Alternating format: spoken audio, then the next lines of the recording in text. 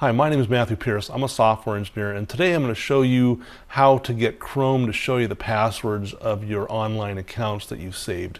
Now, this only works for accounts that you have actually saved the password for, or you happen to have you saved your username. It won't do it for everything, but the first thing you want to do is get Chrome going. And then up in the right hand corner, you've got this icon here that you click on that, and you can go down to the settings tab down here. Grab that, and that'll bring you up into your settings window. Now you want to go down to the bottom of that where it says show advanced settings. You click on that, and then you can go over here. You see where it says manage saved passwords.